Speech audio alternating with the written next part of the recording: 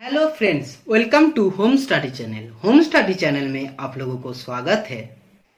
Hi friends, मैं हूँ अरिंदम गोस्वामी और मैं आज आप लोगों को arithmetic, geometric and harmonic progression का नेक्स्ट पार्ट पढ़ाने जा रहा हूँ। ठीक है, हम लोग लास्ट क्लास में क्या पढ़ा था? लास्ट क्लास में हम लोग अरिथमेटिक प्रोग्रेशन को कंप्लीट किया था। तो आज हम लोग क्या कंप्लीट करेंगे? आज हम लोग कंप्लीट करेंगे ज्योमेट्रिक एंड ज्योमेट्रिक प्रोग्रेशन को, उसके बाद ज्योमेट्रिक मीन को। ठीक है, ये टॉपिक हमारा कंप्लीट हो चुका है। ये जो अरिथमेटिक पार्ट है ये हमारा कंप्लीट हो चुका है। ठीक है, अरिथमेटिक प्रोग्रेशन बोलो, अरिथमेटिक मीन बोलो, हम लोग लास्ट क्लास में डिस्कस कर लिया था।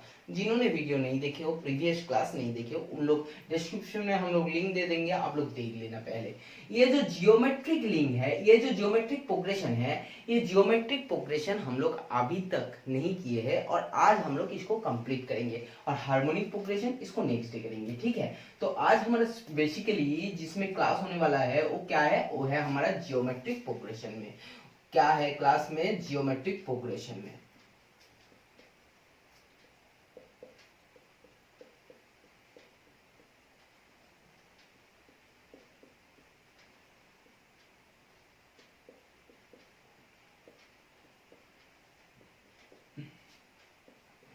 जिसको हम लोग जीपीवी बोलते हैं, जिसको हम लोग जीपीवी बोलते हैं। ठीक है, जीपी, जियोमेट्रिक प्रोग्रेशन।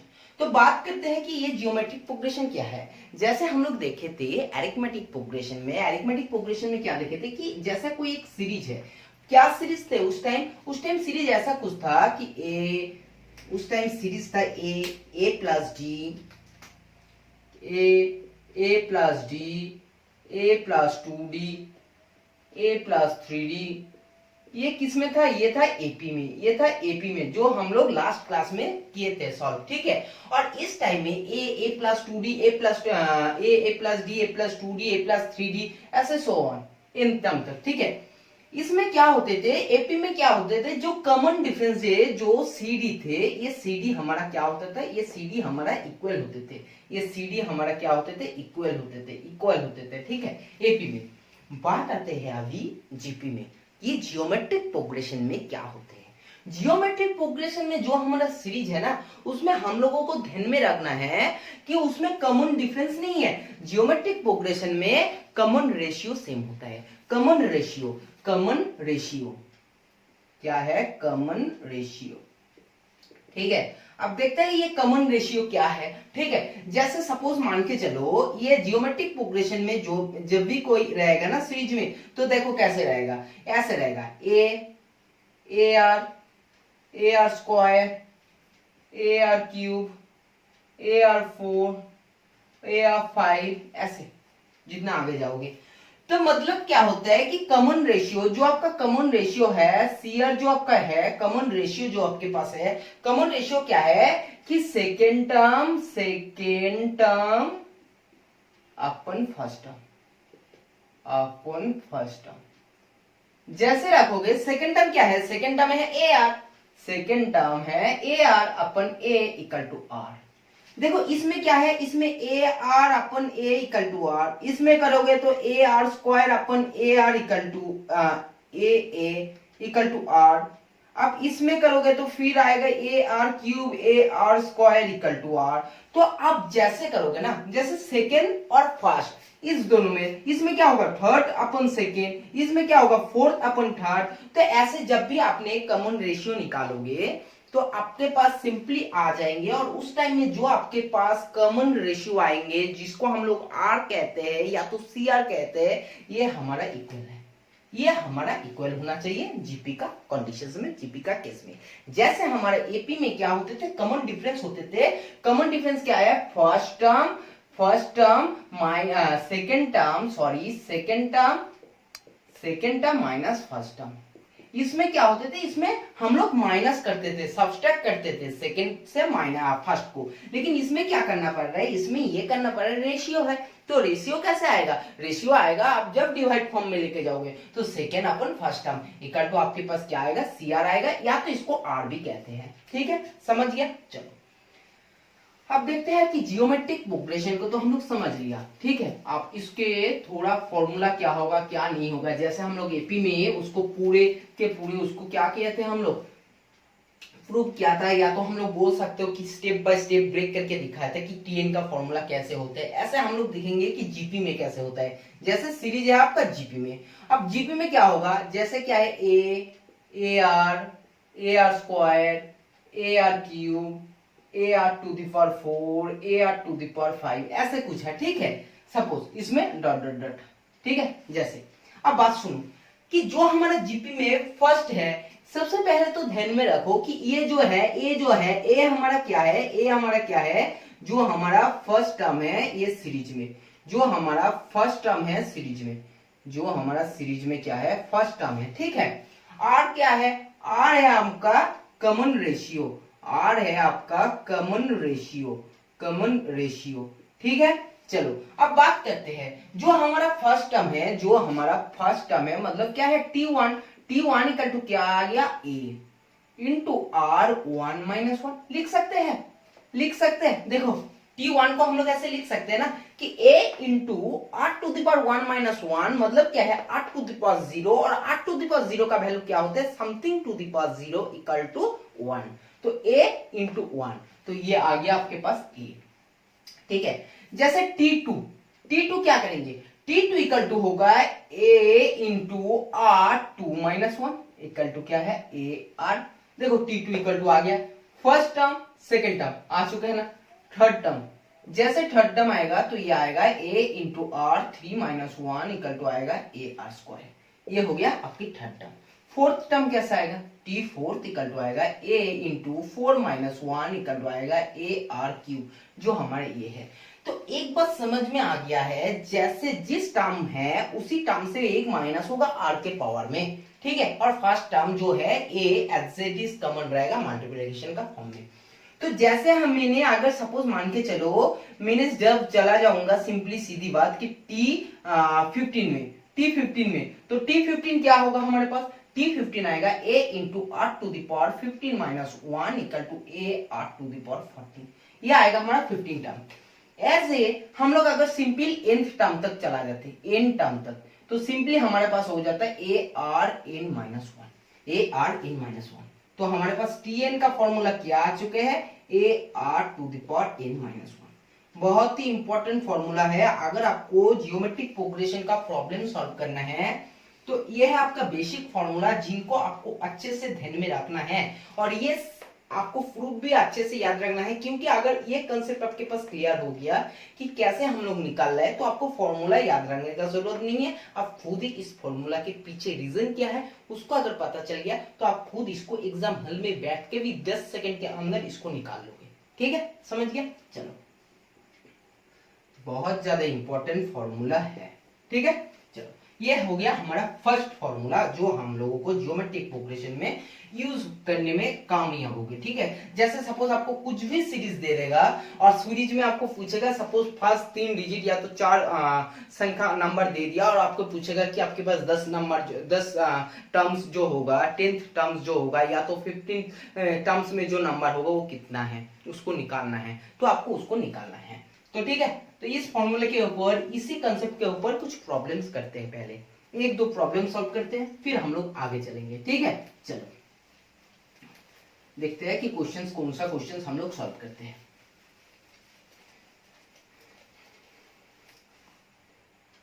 देखते हैं क्वेश्चंस क्या है, क्वेश्चंस ले लेते हैं।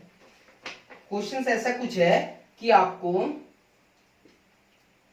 2, 6, 18, 54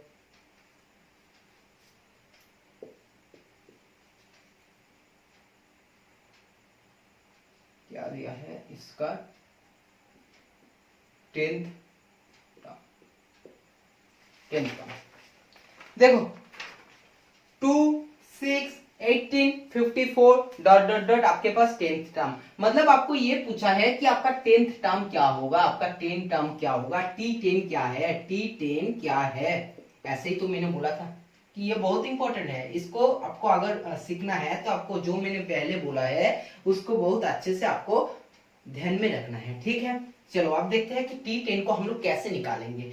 T10 को कैसे निकालेंगे, सिंपली देखो कि T10 को कैसे निकाल सकते हैं। T10 को हम लोग निकाल सकते हैं T10 का फॉर्मूला क्या है? सबसे पहले तो ये आपको यहीं से आपको क्या करना है, निकालना पड़ेगा कि A क्या है, रेशियो क्या है, ये हमारा क्या कौन सा सीरीज में है, कौन सा प्रोपोर्शन है, जीपी है, एपी है, एचपी है, क्या है। एपी का सबसे पहले कंसेप्ट क्या है, आपका कॉमन डिफरेंस सेम होगा। क्या इसका कॉमन डिफरेंस सेम है? 2 6 का आएगा, 4 6 18 आएगा, 12 मतलब ये नहीं है, बिल्कुल नहीं है, ये एपी में नहीं है। अब जीपी में देखते हैं, जीपी में क्या होता है, कॉमन रेशियो आपका सेम होते हैं।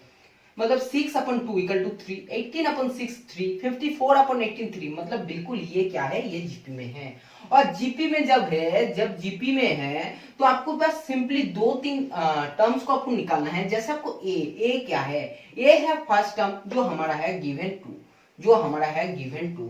जो हमारा आर है, जो हमारा आर है, आर क्या है, कॉमन रेशियो, और कॉमन रेशियो क्या है, 6/2 इक्वल टू 3, 6/2 इक्वल टू 3। बहुत अच्छा, अब तो और कुछ जरूरत ही नहीं है, क्योंकि T10 का फॉर्मूला हम लोगों को पता है। T10 का फॉर्मूला होते हैं a into r to the power 10 minus 1 equal to a r to the power 9, simply. ठीक है, अब देखते हैं कि a क्या है, a है 2 इंटू r क्या है, r है 3 टू द पावर 9। बस जस्ट आपको इसको क्या करना है, इसी फॉर्मूला को ब्रेक करना है, फॉर्मूला नहीं है, मतलब इसी कैलकुलेशन को आपको ब्रेक करके लिखना है। जितना जल्दी आप लोग कैलकुलेशन कर सकते हो।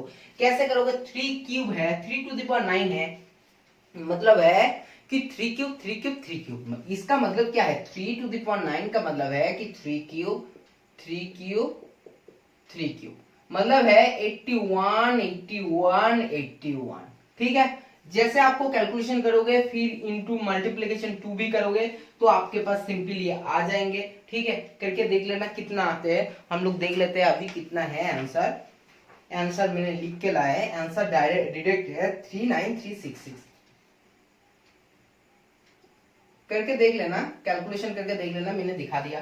इसलिए मैंने आप लोगों को शॉर्ट ट्रिक्स भी सिखाता हूँ कि कैसे आप लोग इजीली कर सकते हो, मैं भी सिखाते हो। आप लोगों के पास हमारे प्लेलिस्ट में जाओ तो आप लोगों के पास मल्टीप्लिकेशन ट्रिक्स मिलेगा, मतलब पूरे मैथमेटिक्स ट्रिक्स मिलेगा आप लोगों को। मैं है, मैडम है, तो आप लोगों को इतने कुछ सिखा रहे हैं, तो आप लोग बस प्लेलिस्ट से भी मल्टीप्लिकेशन ट्रिक्स भी सीख सकते हो, और उसमें जल्दी आप लोग उसको यूज करके इसको जल्दी आसानी से मल्टीप्लिकेशन कर सकते हो। ऐसा मल्टीप्लिकेशन एग्जाम में आपको करने होगा ही होगा कि आप लोग सॉल्व कर लेना। ठीक है, क्योंकि एग्जाम में टाइम भी बहुत ज्यादा मैटर करते हैं। तो चलो हम लोग चलते हैं अभी नेक्स्ट क्वेश्चंस में। ठीक है, नेक्स्ट क्वेश्चंस क्या है, नेक्स्ट क्वेश्चंस को सॉल्व कर लेते हैं। अब देखते हैं कि नेक्स्ट क्वेश्चंस क्या है, या तो हमारा कंसेप्ट है, क्या है मुझे पता नहीं है, देख लेते हैं। चलो कुछ एक क्वेश्चन है, एक क्वेश्चन है, क्वेश्चंस को सॉल्व कर लेते हैं। जैसे क्वेश्चंस में दिया है कि आपका जो प्रोग्रेशन है ये क्या है, ज्योमेट्रिक प्रोग्रेशन है, ये आपका सीरीज क्या है, जीपी में है। जब आपका जीपी में है तो आपके पास सिंपली ये दे दिया है कि आपका जो थर्ड टर्म है, जो आपका थर्ड टर्म है ये कितना है, ये है 4, और आपका जो सेवेंथ टर्म है, आपका जो सेवेंथ टर्म है, सेवेंथ टर्म कितना है, सेवन टर्म कितना है, सेवन टर्म है आपका पास सिंपली 64। तो आपको सिंपली प्रोग्रेशन निकालना है, प्रोग्रेशन का सीरीज निकालना है, प्रोग्रेशन का सीरीज निकालना है। ये सीरीज मुझे बताओ क्या होगा। तो देखो कैलकुलेशन कैसे करेंगे, इसको सॉल्व कैसे करेंगे। सिंपल तरीका ये है कि आपको सिंपल जब दे ही दिया है कि थर्ड टर्म, थर्ड टर्म का मतलब क्या है, आपको क्या क्या गिवन किया है, T3 गिवन और T7 गिवन। अब इन दोनों की मदद से आपको निकालना है सीरीज को। अच्छे से सुनो, इस दोनों की मदद से आपको निकालना है सीरीज को। कैसे निकालेंगे, जैसे हमारे पास T third equal to formula क्या है, AR3 माइनस 1 इक्वल टू क्या है, 4, गिवन है, गिवन है 4। तो सिंपल बात कह सकते हैं कि AR स्क्वायर इक्वल टू है 4, कह सकते हैं। T7 का मतलब क्या है, जैसे AR to the power 7 minus 1 equal to है AR to the power 6 equal to कितना है, 64, मतलब है AR to the power 6 equal to है 64। अब बात करते हैं इस कैलकुलेशन से, A और R दो अननोन वेरिएबल है। अब दो इक्वेशन भी हमारे पास गिवन है, मतलब हम लोग इजीली इससे A और R का वैल्यू निकाल सकते हैं, क्योंकि जब हमारा दो अननोन वैल्यू है और दो अननोन वैल्यू के लिए हमारा दो इक्वेशन चाहिए। जब हम लोगों को दो इक्वेशन दे दिया है तो हम लोग क्यों नहीं निकाल सकते, हम लोग इजीली निकाल सकते हैं। कैसे निकाल सकते हैं, A are square equal to 4 दे दिया, A are square equal to 4 दे दिया। अब बात सुनो कि A are to the power 6 को मैंने इसकी फॉर्म में भी तो लिख सकते हैं, A are square into R to the power 4। तो जैसे हम लोग इंडिसेस, देखो इंडिसेस का कंसेप्ट है बिल्कुल इंडिसेस का, इसलिए मैंने सबसे फर्स्ट डे में जब इंडिसेस पर आया था मैंने ये बोला था कि इंडिसेस और सार्स को जितना अच्छा से हो सके सीख लो। अगर इनको सीख सकते हो तो पूरे मैथमेटिक्स आपको हेल्प मिलेगा, नहीं तो आपको पूरे प्रॉब्लम फेस करना पड़ेगा। ठीक है, तो देख लेना, जिन्होंने वीडियो नहीं देखे हो पहले देख लेना। ठीक है, ए आर स्क्वायर और R to the power 4 equal to 64। A are square equal to क्या है, A R square equal to है 4, मतलब ये हो गया आपका 4 R to the power 4 equal to हो गया 64। अब बात करते हैं कि R to the power 4 equal to क्या आएगा, R to the power 4 equal to आएगा आपके पास 16। अब मुझे बताओ आर का वैल्यू क्या आएगा, आर का वैल्यू आएगा 2। बहुत सारे स्टूडेंट्स ने आर इक्वल टू 2 करके आएगा, और अगर अच्छा टीचर होगा तो उनको हाफ मार्क्स मिलेगा, क्योंकि मैंने हमेशा बोलता हूं जब भी आपके पास पावर में 4 हो या तो 2 हो, तो सिंपल बात यह है ना, जब आप उसको सिंपली स्क्वायर रूट करोगे या तो फोर्थ रूट करोगे तो आपके पास क्या होगा, साइन प्लस माइनस 2 निकल के आएगा। तो आर क्या होगा, आर होगा आपके पास +2 या तो -2, आर होगा आपके पास +2 या तो -2। आप देखते हैं कि ये सीरीज क्या होगा, आप देखते हैं कि सीरीज को निकालना है, तो सीरीज क्या होगा, सीरीज को देखते हैं। देखो जब हमारे पास r इक्वल टू आ गया है +2 और -2, अब हमारा काम एक बचा है a को निकालना, क्योंकि a है हमारा फर्स्ट टर्म। अगर हम लोग a को निकालेंगे नहीं तो हम लोग फर्स्ट टर्म कैसे डिसाइड करेंगे क्या होगा। तो A R cube equal to 4 है, A R square equal to 4 है, A R square equal to जब 4 है, A R square equal to 4 है, तो सिंपल हम लोग आर इक्वल टू एक बार +2 एक बार -2 लेंगे। जब आर इक्वल टू +2 तो सिंपली हमारे पास क्या आने वाला है, ए इक्वल टू क्या आने वाला है, ए इक्वल टू है 1। जब हमारे पास आर इक्वल टू -2 तब भी हमारे पास a इक्वल टू 1 है, क्योंकि r स्क्वायर है और -2 का स्क्वायर भी हमेशा 4 होते हैं, तो a इक्वल टू होगा 1। तो एक बात हमारे साथ एक बात समझ में रखना, एक बात याद रखना कि आपका चाहे नेगेटिव हो या तो पॉजिटिव हो कुछ फर्क नहीं पड़ता। जब आपका जिसका पावर कर रहे हो ये इवन हो और हो तो आपको फर्क पड़ता है प्लस और माइनस में, इवन में कुछ फर्क नहीं पड़ता। तो चलो a इक्वल टू 1 आ चुके हैं हमारे पास, और r इक्वल टू आ चुके हैं +2, और एक सीरीज में a इक्वल टू 1 है, r इक्वल टू -2 है। तो हम लोगों को क्या है, हम लोगों को 2 सीरीज निकालना है, ना तो एक सीरीज। एक सीरीज अगर निकालेंगे तो मुझे हाफ मार्क्स भी मिल सकते हैं, क्योंकि ये प्रोसेस गलत है। ठीक है, चलो a इक्वल टू 1 और r इक्वल टू 2 में देख लेते हैं कि हमारा सिंपली सीरीज क्या होगा। सीरीज क्या होगा, सीरीज होगा ऐसा कुछ होता है A R square a are cube ऐसे। ठीक है, इसमें भी सेम होता है A R square a are cube ऐसे। अब बात करो कि a क्या है, a तो है 1, r क्या है 1 इंटू r 2, तो फिर ये होगा 4, ये होगा आपके पास 8, ऐसे चलेगा। अब बात करते हैं कि उधर का सीरीज क्या है, एक तो ये सीरीज मिल गया, इधर का सीरीज क्या है, ये भी फिर होगा 1 into a into r, 1 into -2 और फिर ये -2 का स्क्वायर तो 4, फिर ये क्यूब है तो -1, मतलब सीरीज ऐसे चलेगा। एक आएगा 1 माइनस में आएगा, फिर आएगा प्लस में, फिर आएगा माइनस में, तो आपका जो सीरीज चलेगा, सीरीज कैसे चलेगा, सीरीज आपको पूरे के पूरे सीरीज एक पॉजिटिव और एक नेगेटिव में चलेगा। ठीक है, समझ गया। चलो अब चलते हैं, हम लोग देखते हैं कि नेक्स्ट क्वेश्चन क्या है या तो नेक्स्ट कंसेप्ट क्या है। बहुत अच्छा जबरदस्त प्रॉब्लम्स था ये, इसको देखो, क्योंकि बहुत सारे क्या करते हैं, मैक्सिमम 90% ये एक में काम के r इक्वल टू +2 लेकर करके आते हैं। कभी कभी क्वेश्चंस में ये भी होता है आपके पास, ये भी आपके पास कभी कभी ऑप्शन दे देता है, या तो क्या होते हैं, या तो कभी कभी आपको ना डायरेक्ट ये पूछ लेते हैं कि आपका फर्स्ट 3 डिजिट या तो फर्स्ट 4 नंबर का फर्स्ट 4 संख्या का क्या है, आपको समेशन पूछ लेते हैं। अभी सीखेंगे समेशन कैसे निकालना है। ठीक है, तो ये बहुत दोनों ध्यान में रखना, क्योंकि एपी में ऐसा प्रॉब्लम मैंने कराया था, उसी टाइम में बोला था कि ध्यान में रखना। अब जीपी में सेम बात बोल रहा हूं। ठीक है, समझ गया। चलो ठीक है। चलो अब इसको मैंने साफ ही जब कर दिया, साफ कर देता हूं। देखो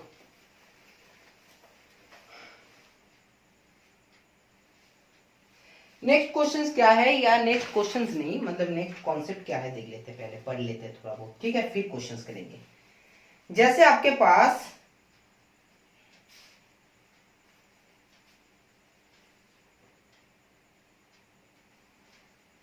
देखो क्या है, सिंपल ये है,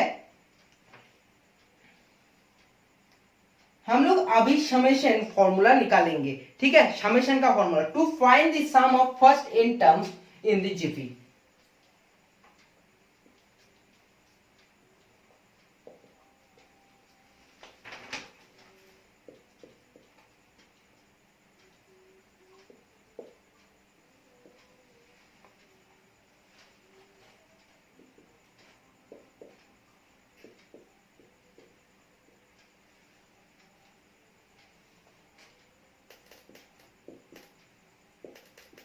देखो कि जीपी में फर्स्ट n टर्म्स का समेशन कैसे निकालेंगे, ठीक है। इसको हम लोगों को निकालना है कि to find the sum of first n terms of GP, मतलब फर्स्ट जो n टर्म्स रहेगा जीपी में जो रहेगा उसको हम लोगों को समेशन फॉर्मूला निकालना है। हम लोग एपी में भी निकाला था, ठीक है। और एपी का फॉर्मूला हम लोगों को शायद अभी तक सबको याद हो गया है। आज हम लोग सीखने वाला है जीपी को। चलो बहुत अच्छे से जीपी को सीखने वाला है।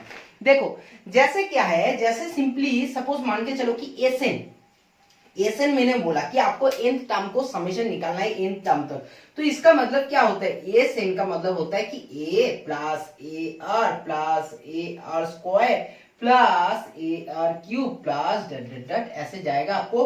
और nth टर्म क्या आएगा, जो हमारा nth टर्म है, nth टर्म क्या आएगा, nth टर्म ये है कि A are to the power n-1। समझ गया, A into R to the power n-1, ठीक है। ऐसे निकल टू आ चुके हैं। अब हम लोगों को ये निकालना है, क्या निकालना है, देखो सिंपल बात ये है कि ये लास्ट टर्म जो हमारे पास आया है, ये आया है ए R N to the power -1। मतलब उसको देखो, उसको तो हम लोग ऐसे भी लिख सकते हैं ना, n-1। इसका मतलब क्या है कि A are to the power n upon R, ठीक है। इसका मतलब तो यही है ना, ठीक है। चलो क्योंकि अभी समझ में आया मैंने क्यों लिखा।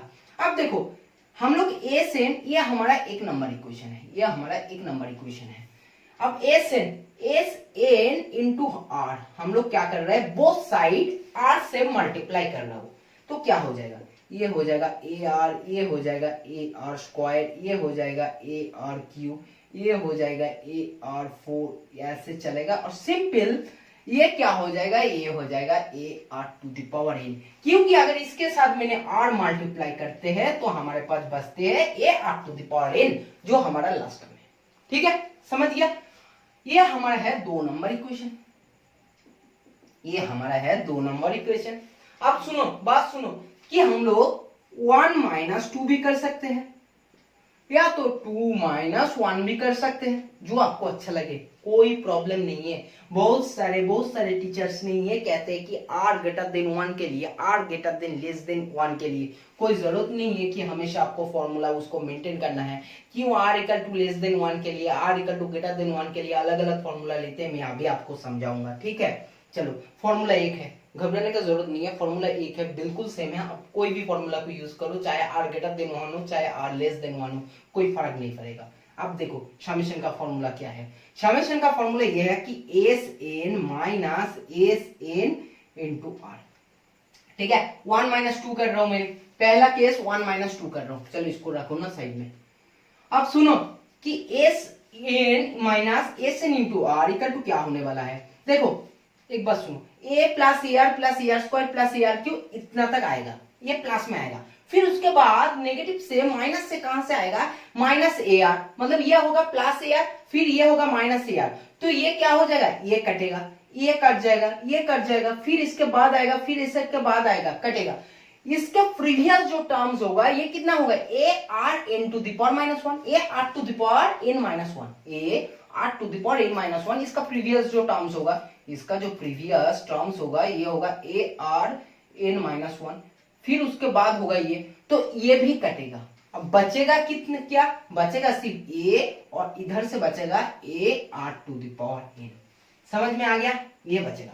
अब इन दोनों से मैंने एसएन को कॉमन ले सकते हैं, एसएन को कॉमन लिया तो मेरे पास बचेगा 1 माइनस आर, और इधर से बचेगा ए कॉमन लिया तो 1 माइनस r⁴n। ठीक है, अब बात सुनो कि एसएन इक्वल टू क्या आने वाला है, a into 1 minus r⁴n upon 1 minus R. ठीक है, 1 माइनस आर।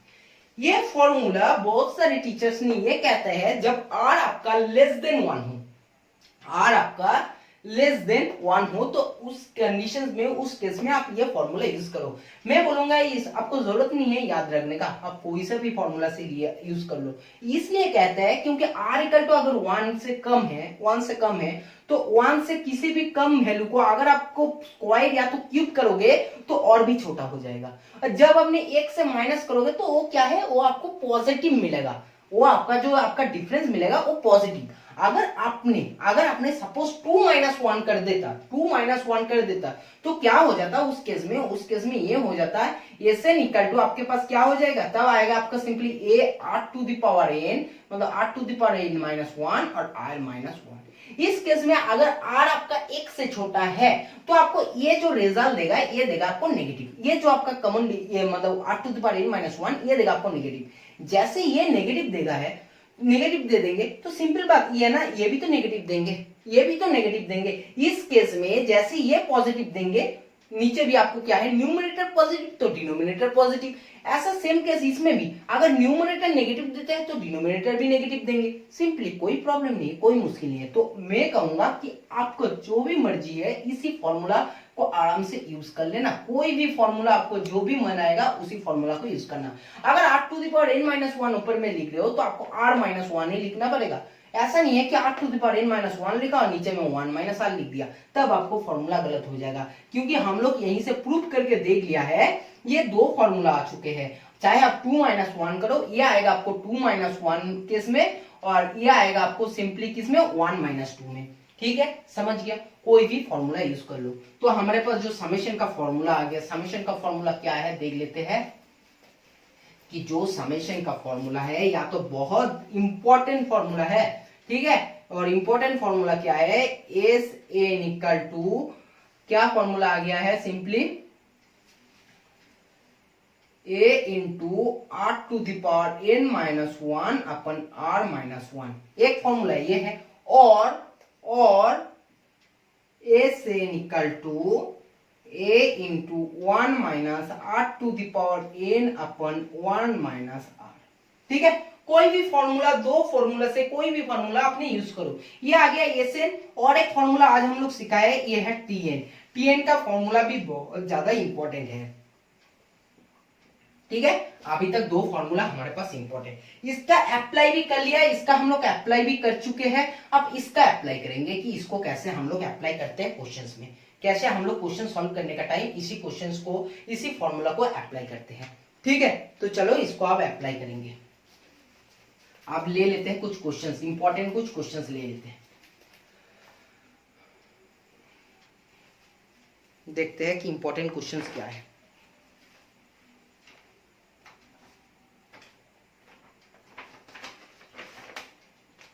एक बात बोल देता हूं मैंने, सपोज मान के चलो कि आपका simple A R square a are cube ऐसा रहे, ठीक है, ये जीपी में है। अगर आपका उसी केस में r इक्वल टू 1 हो जाते, r इक्वल टू 1, तो सिंपल ये क्या होगा, a होगा, a होगा, a होगा, a ऐसे a चलेगा। तो इसमें कंडीशंस में, इस कंडीशंस में आपका जो एसएन आएगा, एसएन क्या आने वाला है, एसएन आपका क्या आने वाला है, एसएन आपका सिंपली ये आएगा, एसएन आपको क्या आएगा, एसएन आएगा ए, ये a plus A plus A plus A करोगे तो सिंपली कितना कम कर लो, एन तक कर लो, क्योंकि ये एन तक जा रहा है। ठीक है, तो सिंपली इसमें आएगा a इंटू एन, या तो कह सकते हो एन। बहुत ज्यादा इंपॉर्टेंट क्वेश्चन है, और ये आपको डायरेक्ट एक नंबर सवाल में पूछ लेते हैं, या तो शॉर्ट कॉम्पिटिटिव एग्जाम में ज्यादा से ज्यादा टाइम ये क्वेश्चन पूछते हैं कि अगर आपका जीपी में कोई सीरीज है उसमें आपका जो कॉमन रेशियो है वो आपका 1 है, तो आपका समेशन इक्वल टू कितना होगा। ठीक है, इस टाइप का कुछ दे देंगे। सपोज ऐसा भी कुछ दे सकता है कि ए स्क्वायर एन, या तो दे देगा ए एन स्क्वायर, या तो आपके पास और भी कुछ एक ऑप्शन और भी दे देगा, तो सिंपली आपको पूछेंगे। ठीक है, तो ये कर लेना। ठीक है, चलो अब देखते हैं कि क्वेश्चंस को सॉल्व कैसे करेंगे।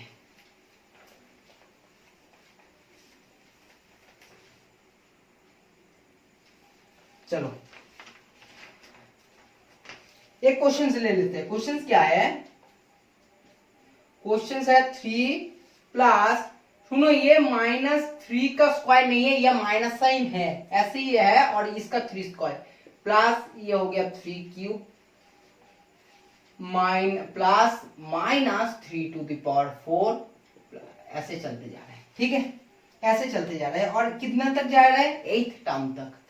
8th टर्म तक आपको सिंपल पूछा है कि इस सीरीज का समेशन का फॉर्मूला क्या है, इस सीरीज का एसन क्या है, इस सीरीज का एसन क्या है। सिंपल पूछा है और कुछ भी नहीं पूछा है। तो मुझे बताओ, मुझे सबसे पहले एक इंपॉर्टेंट बात बताओ कि इसमें a क्या है? a तो मुझे दिखाई दे रहा है, इस केस में a इक्वल टू क्या है? a इक्वल टू 3 है।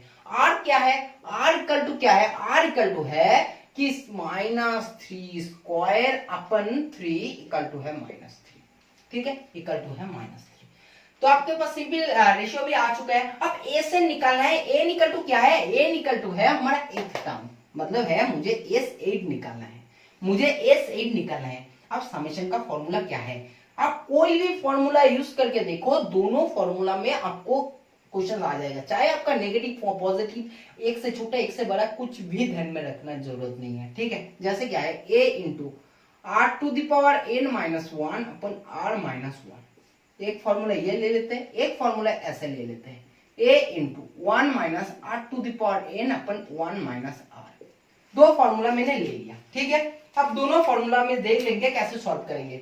जैसे इसको क्या है? a इक्वल टू क्या है? a इक्वल टू है 3 r⁻n−1, r⁻n−1 मतलब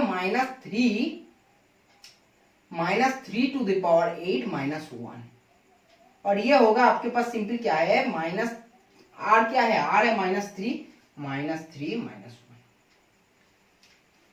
ठीक है, ये हो गया आपके पास, सिंपली आ चुके हैं। अब इस क्वेश्चन को इस साइड में सॉल्व करते हैं कि a इक्वल टू है 3 1 r⁻n मतलब -3⁸ और 1 r क्या है? माइनस ऑफ माइनस मतलब है +3। ठीक है, अब करके देख लो, दोनों साइड में सेम आने वाला है कि -3/4 और ये आएगा आपके पास सिंपल क्या है? देखो -3⁸ मतलब ये तो प्लस हो जाएगा, क्योंकि माइनस क्या है, इसमें पावर इवन है तो पॉजिटिव होगा, मतलब 3⁸ -1। ठीक है, ये आ गया। इसको कैलकुलेशन करके आप निकाल लेना है।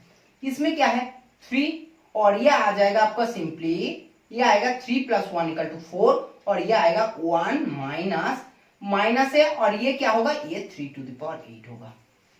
बात सुनो कि दोनों डिफरेंस आ चुके हैं। आप हम लोगों को देखो, दोनों डिफरेंस आ चुका है। एक है -3/4 3⁸ एक है 3/4 1 3⁸। ये दोनों डिफरेंस नहीं है, ये दोनों डिफरेंस नहीं है। इसको अगर हम लोग माइनस कॉमन ले लेंगे, जैसे -3/4, ये भी सेम हो जाएगा, देखने में सेम हो जाएगा। तो आ चुका है ना, ये भी S8 ये है, ये भी S8 ये है। इसलिए मैंने बोलता हूं कि कोई भी फॉर्मूला में ये ध्यान रखने का जरूरत नहीं है कि r = 1 r <1 r 1। जिस भी फॉर्मूला आपको याद है, कोई भी फॉर्मूला आपको याद है, तो उसी में आप अच्छे से यूज करना है, उसको अच्छे से सॉल्व करना है, तो आपको आंसर इजीली आ जाएंगे। ठीक है, चलो हम लोग अभी नेक्स्ट क्वेश्चन की तरफ, या तो नेक्स्ट क्वेश्चन की तरफ मूव करते हैं, या तो जियोमेट्रिक मीन सीख लेते हैं कि जियोमेट्रिक मीन क्या है। ठीक है, चलो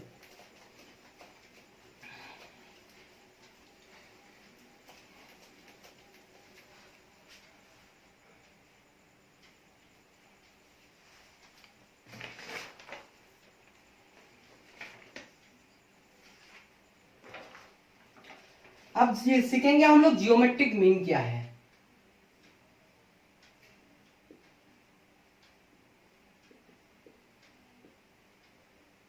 जियोमेट्रिक मीन को हम लोग जीएमबी कहते हैं, जीएमबी कहते हैं। ठीक है, जियोमेट्रिक मीन को। तो ये जियोमेट्रिक मीन क्या है? जैसा हम लोग एरिथमेटिक मीन सीखे थे, एरिथमेटिक मीन को थोड़ा सा रिवीजन दे देंगे क्या? एरिथमेटिक मीन को, चलो एरिथमेटिक मीन को बाद में करेंगे। ठीक है ना, अभी हम लोग क्या है, अभी हम लोग सीखेंगे सिंपली क्या है, जियोमेट्रिक मीन को। और जियोमेट्रिक मीन इक्वल टू क्या है, चलो अरिथमेटिक मीन को दे ही देते हैं, बहुत सारे अगर नहीं तो समझ में आएगा। ए एक्स बी अगर आपका एरिथमेटिक मीन में है, अगर आपका एरिथमेटिक मीन में है, तो सिंपल क्या होने वाला है, आपको सिंपली उस टाइम मैंने क्या बोला था, एवरेज निकालना, मतलब X equal to A plus B upon two. ठीक है, X equal to A plus B upon two. अब बात होता है कि ये अगर जीएम में है, जियोमेट्रिक मीन में है ए एक्स बी, तो इस कंडीशन में क्या होगा, इस कंडीशन में यह होगा कि A upon X equal to X upon B, जिसको हम लोग कहते हैं कि X square equal to A B, या तो कहते हैं कि X equal to plus minus root over of A B. ठीक है, ये हो गया हमारा जियोमेट्रिक मीन। तो जियोमेट्रिक मीन का जो फॉर्मूला है, ये जियोमेट्रिक मीन का फॉर्मूला क्या है, जियोमेट्रिक मीन का फॉर्मूला है,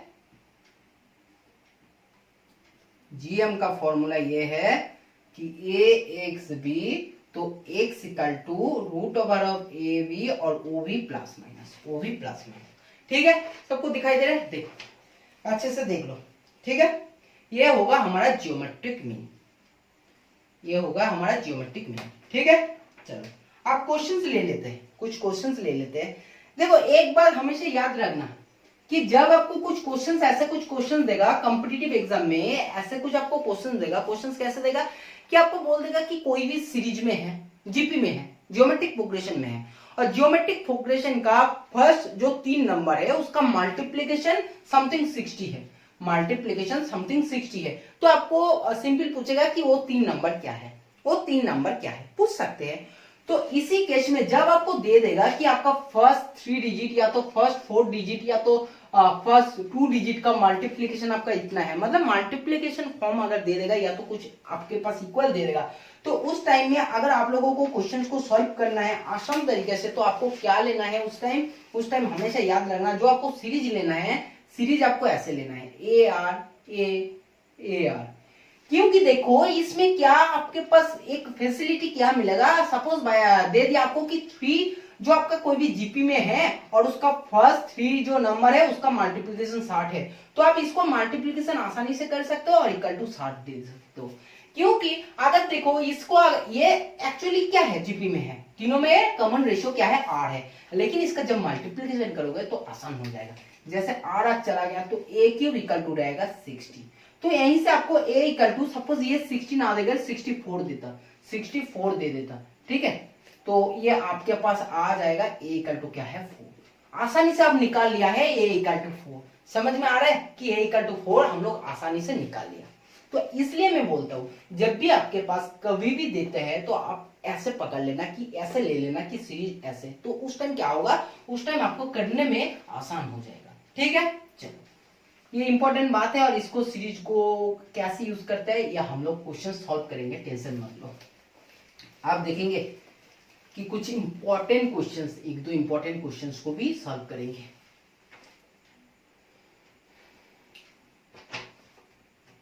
कोई भी आपका एक जीपी में प्रोग्रेशन में है और उसमें ये कंडीशन दे दिया कि जो फर्स्ट 6 टर्म का जो समेशन होगा ये होगा न गुना आपका फर्स्ट जो 3 टर्म्स है उसका समेशन का।